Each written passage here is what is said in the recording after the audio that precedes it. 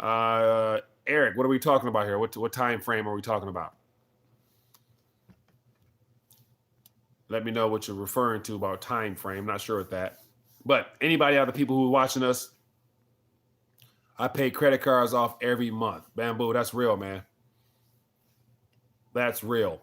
And so clearly you are in the minority because we know we have a credit card epidemic in this country where we're at all-time highs of credit card usage and debt and defaults behind it. So a lot of people don't take that approach. For whatever reason, I would pay off my credit card and then I'll use it again and then I'll sit on it and just for no reason as opposed to just paying it off. I don't know why. It's just, yeah, I need to get better with that. But it's not something I'm dependent upon. Like I don't have to use it. Only use it more so for those miles, which I don't even use those. But anyway, I think one stitch comes loose and any part of the quilt will unravel the whole thing. Yeah. And so as the whole thing unravels, there's a lot of other areas of our lives that we don't happen to cover. And that's where I started tonight's, take 3 off with, if things really do come apart at the seams, and if, say, for example, the next scenario will be if you lose your job or if your primary income stream dries up, then what? What are some things that people can do? What are some things people are going to do? And so, my first thing coming to my mind is if there's a lack of, first of all, in order to make money or to make currency or to feed yourself, there has to be a flow of funds available. You have to have people who are willing to pay for your services or pay for your goods. And so if that's not the case, then how do you sustain yourself will be the biggest question. And so I'm thinking, like, off the top of my head, like, it's just for me personally, I think that I'm a good organizer, and my creativity I really believe that my creative abilities will have a chance to really dig deep and to dive in with some ideas that can serve people. And so at the end of the day, serving other people in the midst of a crisis, however possible, will be the primary way for people to earn and to have a chance to sustain themselves. And the question is, as far as earning, what type of ways do you guys, anybody out there want to share with me how they might serve people in the midst of an economic catastrophe where they may not be able to pay you directly with cash or credit or whatever, but yet be able to trade goods or service or whatnot? What type of service would you guys render to people? I'm curious. Because definitely through this next hiccup, if it is something where it becomes a real problem, there's going to be a lot of creative opportunities out there for people to get down and get dirty, get their hands dirty once again, and get back to the basics outside of a smart world type of thing. That would definitely help. And so while I wait for people to respond, I'll get to some of these chats. It says, how long before this economic downturn? Eric, I believe the economic downturn is currently underway. And if you were on during take 1, when I showed that FedEx article that showed that they're having issues. So we have a company that does business in every continent. I'm sorry, every country. And so I would imagine FedEx has a shipping hub in every country on this planet just because they have to. That's just their business. And when they say that there are some terms they use, they said a macroeconomic condition. It's hard to make revenue under these macroeconomic conditions, which probably is their nice way of saying recession or slowdown or something. They're having issues sustaining themselves. And if they do business in every single country, people have to ship things. They only have a couple carriers. You got DHL, FedEx, UPS, and maybe a couple small ones. But FedEx is one of the big head honchos. And if you have a big player that does shipping around the globe slowing down, I think that source is more credible than anything else to give you a good indicator of what's really happening, because they do business in every country. And it's good to say people still shipping packages, but for some reason, they're not shipping as many packages. Spirit King, appreciate you back, my friend. No notification. Yep. And so as more people have just accidentally stumbled upon the video, they also hinted at the same thing, that they weren't notified either. And so perhaps, perhaps that Google algorithm changed, that YouTube algorithm changed when they switched over this new dashboard feature that we have. So I'm assuming that they probably have. And so every upgrade to a software program, Spirit, let me know if I'm wrong or right. It probably it's offered as something beneficial for the users, but I would also imagine behind the scenes they're working out some kinks, some tweaks that puts them in control on the back end of things, that gives them more opportunities to disrupt streams, slow things down. So I would imagine, I wouldn't put it out there to say it's too far fetched, that I would imagine that that's probably the case. So as Bamboo says, a stronger dollar is hurting the globe. I don't doubt it. And so one of the issues with having a international currency, such as the Federal Reserve note, that's stronger than, is even that much more of an indicator of how indebted and how problematic all those local currencies are.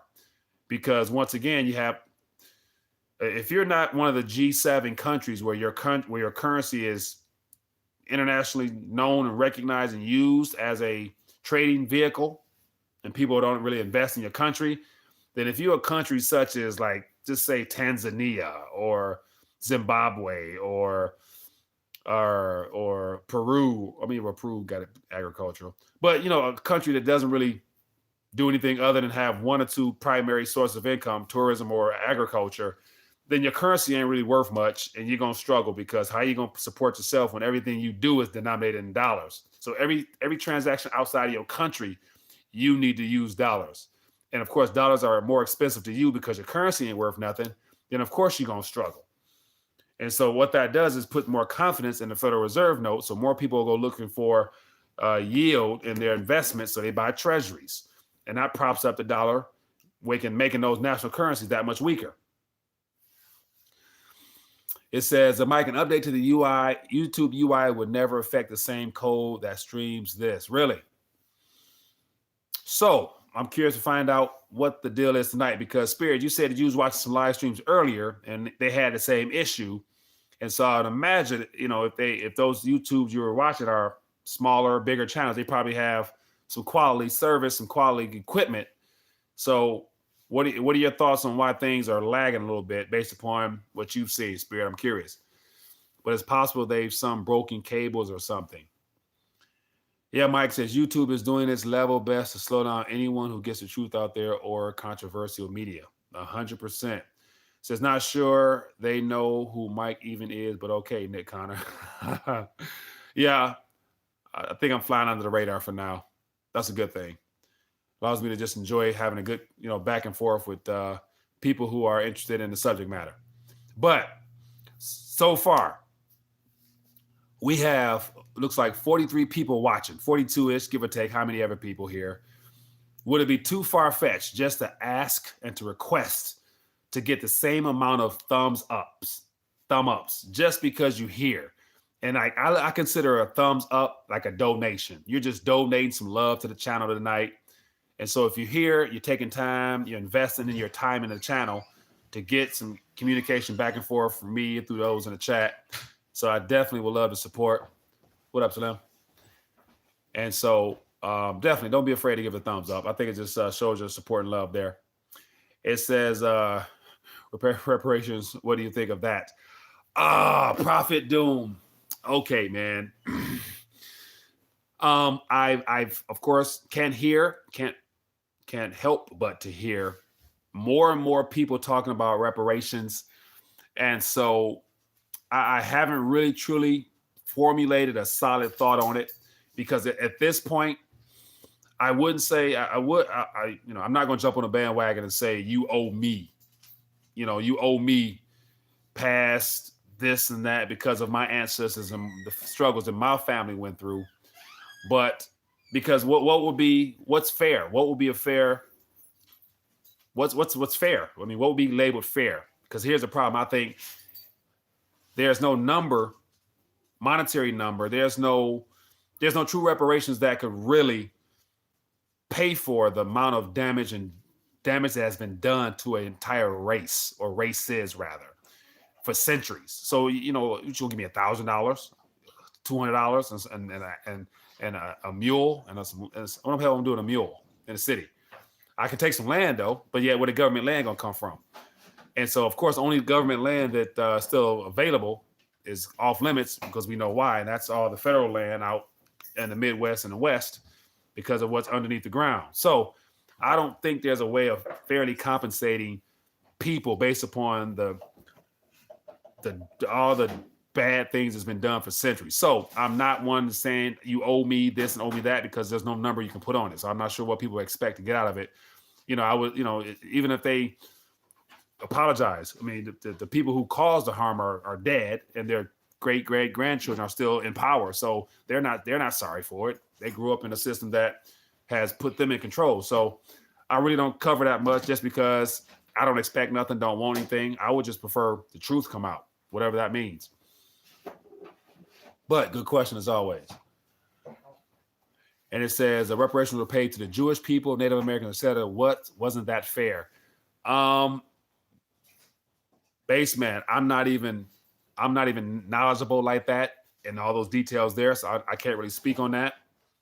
But however you can work that out. I mean, I'm curious, to your guys' thoughts. What do you think? Is that something? What would be considered fair compensation, or what would be what's due? What are you owed if you feel that you need to be compensated for? How do you put a number on that? Would be the question. I only thumbs down advertisements. Monty Royal. Yeah, advertisements ain't good. I don't like using that word, ain't good.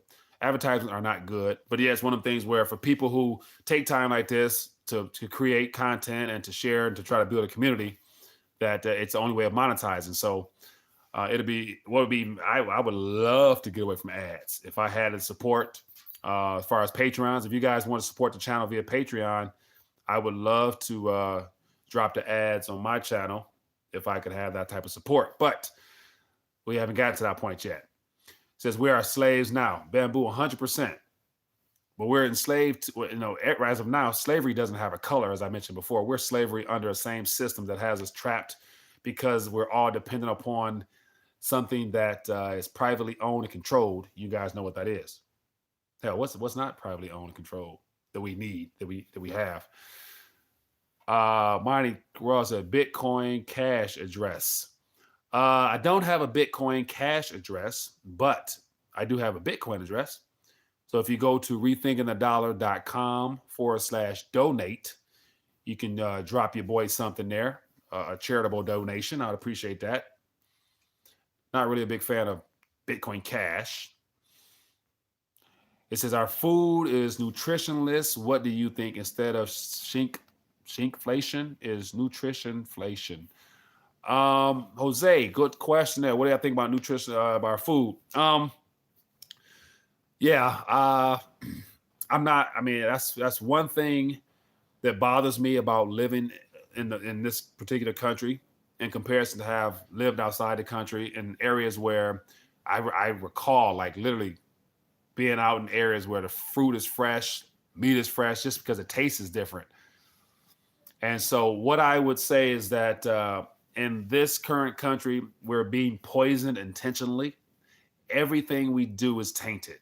From the food we buy from grocery stores are all, not all, but predominantly genetically modified, which means they're taking all the things that our body needs out of it to make it either less, to starve us of nutrients and vitamins and minerals and everything we need, and to make us dependent upon the healthcare system and all that stuff like that. So will we get back to having, freshly grown fruits and vegetables? More than likely not, in my opinion. It says we are on what I call a graduated animal farm. Tony, elaborate on that for me. Bamboo says open a Binance account and you will have mad addresses. To addresses for different coins or what? I would say wipe out all the mortgages and declare student loans forgiven and get rid of the IRS and Federal Reserve, and that would be equate payment for all Americans. Ace One, I'm with you there. A lot of that stuff there can definitely be unwound to the point where they're non-existent. And so, but that's wishful thinking because once again, yeah, I don't foresee that type of stuff happening just because how will they keep us entrapped into the system? They got to do it by one way only, and it's typically through our monetary system because we're all dependent upon the notes. So it's actually Waves wallet holds Bitcoin Cash and Dash and LTC and Monero and Zcash. Omnibone. Yes, the Waves guy. Appreciate you putting me up on that. Just talked about Mexican tacos. Way better than domestic. Yeah. I did Mexico not long ago. We ate pretty good. Everybody got sick. You got sick, didn't you? No? Yeah. So not everybody, but a couple of us got sick. Said, is there a need for a better BTC cold storage wallet? A need. I'm not sure if there's a need because there's all type of corporations that have actual cold wallets. And so I'm interested to see how these cold wallets on cell phones play out because I still wouldn't feel comfortable placing large amounts of coins in a phone just because, for example, I wouldn't trust Samsung, the S10, actually having a separation between the components of the phone from the cold wallet storage. I just wouldn't feel comfortable with that. I'd rather have something completely separate. Like who needs a cold wallet on them? The cold wallet is meant to be a vault. It's a vault, which means it has no access points whatsoever, apart from your designated access point, however you want it, not from your phone. It says, Mike, tell Slim to keep it on the QT in the background. Yeah, that's my son. He's just getting in. It says, Mike, if you open an account on exchange, you can get a multiple wallets for each coin they support. You can convert it easily and transfer it to your BTC. Spirit King. I have that. That's already up and running. And so if you want to try it, you want to donate to your boy, I wouldn't mind a donation, as I mentioned. RethinkingTheDollar.com/donate. I've never told anybody no if they want to bless me. It says, here we go again, out. But is the internet acting up? It says, Mike, actually recent devices, iPhones, Galaxy, etc., do have a separate chip just for storing secure data. It's very secure unless you're against NSA. Yeah, so Spirit King, but even though, like, is it really that important to have something of that nature on your immediate device? I mean, of course, if you got some change, some small amounts on there, but why not just use a app, or why not use some other type of hot wallet as opposed to a cold wallet? Like, just separate the two. Like, I wouldn't want to put them together is my thing. If tech reduces the workforce, maybe people will head back to the farm and focus on fresh food. Monty Royal, that would be great, but I would imagine that if people decided to leave the metropolitan areas and mass, because we were all hoarded into this, we were all forced into these highly populated areas by design for convenience sake and just for profit. I mean, because it's easy. Every corner has a gas station. Every corner has a grocery store. Every corner has all the things we need, which is great business as opposed to being spread out. So if people start leaving the city, I would imagine the government going to make it illegal or something of that nature for people to own land. And they're going to pass some type of laws that would bring people back into the city. Because the goal is, it appears that they don't want you to own anything. And if you think you own it, they'll probably challenge that by saying that you don't own the rights under, if you don't pay your taxes, you're going to lose it. So that sounds good, and definitely it'd be worthwhile if people could do it, but I don't think it would happen.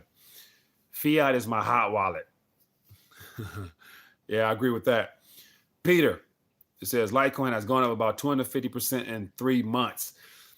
That's not. I mean, that's a good number you threw out there, but considering where Litecoin was, you're referring to it having gone up from what, from like $23 or $22. So I think Litecoin to me is perfectly priced at 59.60 like it is now. And like a lot of people out there still waiting on that dip. I am too. I would love for Litecoin to go back below. I would love for it to go below $10 a coin. I would love it. It says, Mike, not at all. I know in the end it's not secure. My cold wallet question was not quite correct. What I meant is there is a need for a cold storage method instead of just paper. Oh, I agree 100%. I agree 100%. Traveling around. Keep up the good work. Appreciate you, my friend. Thanks for tuning in. What will the Fed do tomorrow? More of the same. They're not going to do anything. They can't. They can't move, because if they move, that's going to cause Trump to go on Twitter again.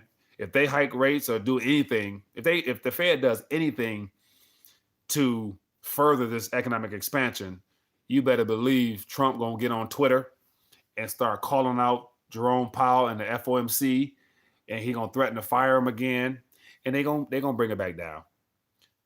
And so because I'm on my phone, I can't answer calls, and I don't have Skype on my other phone.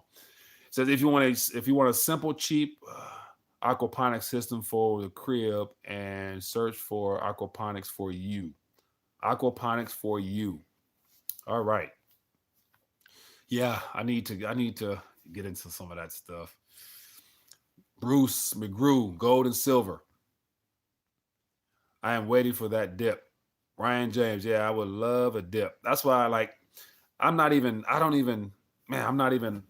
I wish more people can take that same mindset. Everyone's waiting on the next rally. Like, enjoy it now, man. Like, take advantage of the cheap prices now with your weight. Get your weight up. If you're in the coins, get your coins. Just chill. Use the rest of your currency to enjoy life, man. Like, yeah, I'm taking trips and trying to enjoy myself, trying to smile more while I still can. Like, creating memories. Like, I think one of the, apart from your time being another asset, your memories, being able to make memories that you enjoy is something that you guys definitely should keep in mind. So is the Fed easing or tightening? I'm getting conflicting answers. Are they easing or tightening? Well, to my knowledge, they are tightening because they're unwinding some of their balance sheet. And by doing that, I don't think that's necessarily easing, because they're withdrawing from the system. And so a lot of people saying that in the next couple of months, when it's official that we're in a recession or things are slowing down, then they're going to start easing again. So I want to say also they're still purchasing. I think, I'm not sure. I'll be talking out of. I think they're still purchasing something, but not at the tune of $50 billion a month or whatever, 85, whatever it was back in the day. Could you imagine that? Like, think about that. What was it, 50 billion? 85, was it up to 80 billion or $50 billion a month? They actually brought nothing. They brought something into it. Hello. It's a loss that will move the market more than FedEx. The FedEx call. I saw when I was talking about FedEx earlier is that they're admitting to that they're having problems globally, profitability wise. And what I was hinting at is the fact that they're in every country on this planet. And if they're not doing well, then it's good to say a lot of the people that they usually do business with may have a slowdown as well, which means, that's why they're not shipping and moving as much, which is a true indication of what's going on. Yes, Bamboo, good point there. Yeah, I saw that I was buffering. So that looks like that might be the final cue for me to wind it down for this evening. So once again, it would be great there if there were other options to stream from where everybody can get connected to, but that's it. It is what it is. Refresh fixes it. I thought it was my phone buffering. I have a boost. Are we turning to a second world country? Jose, a lot of people believe that we will become one. And only reason we're still first world leading the nation is because of our currency. And once the Federal Reserve note is no longer a preferred medium of exchange for international trade, then what else will we offer people? Because we don't produce anything of value. And what we're best at The greatest thing we're at as a country is consumption. So because we consume, 70% of our gross domestic product is all based upon consumption. So what we do best is shop. And if all we do is shop, what happens when there's nothing to shop with? Then that's going to be an issue. But we will get back to manufacturing one day. The younger generation, Generation Z, will probably be manufacturers again because they're going to be working for our foreign investors and plants again. Either that or people are sending more emails and less packages with paper. That could be the case, but you still have a lot of major companies that ship goods, like physical, like electronics, phones. I mean, all that stuff still has to travel by freight. And if they're not moving cargo like that, then who's shipping it? I mean, it's good to say Amazon hasn't taken over the international traveling yet. Says, Mike, what do you believe the 1%, the wealthy that actually hold the vast majority of assets, will do if a socialist takes power in 2020 election? Jesse James, great question. If a socialist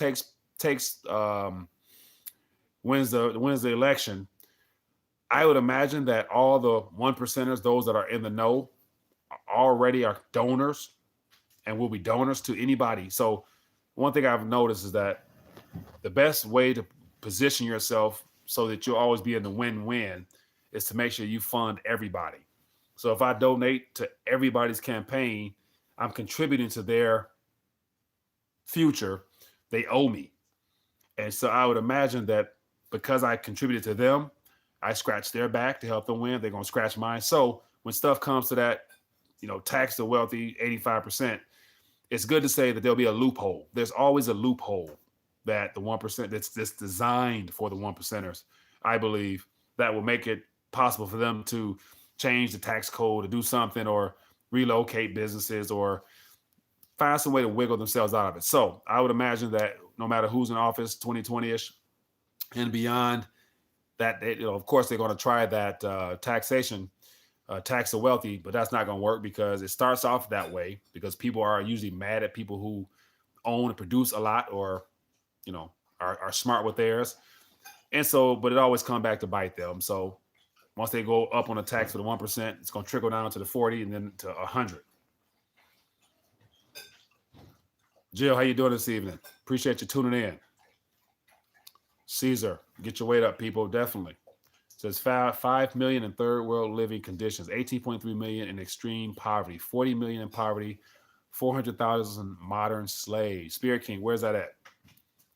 I started buying more tools and building my own furniture. Kids' bedroom finished, and mine is in a good spot. That's a good point, man. Excellent point. Good stuff. Well, people, it's been 30 minutes on take 3. Apologize for all the interruptions, but it's one of the things I can't control. So we're going to call it in this evening. It's been great to hang out once again. And other than that, we got about 60 or so people on here. Once again, at the request of the host, if you guys don't mind showing your support, donate a thumbs up this evening. I would appreciate that if you haven't already, just to show your support for the channel, and it helps more people find the community. And more importantly, I'm going to put some information below this video briefly as far as some resources for you guys to take advantage of. And if you are interested and want to support the work in a monetary sense, I could still use a couple of Federal Reserve notes to help get my weight up, and as well as free up time to create more content. So if you guys wanted to consider becoming a Patreon, I would appreciate your support in that manner there. And if not, I understand. But anyway, be safe, be blessed. See you guys later.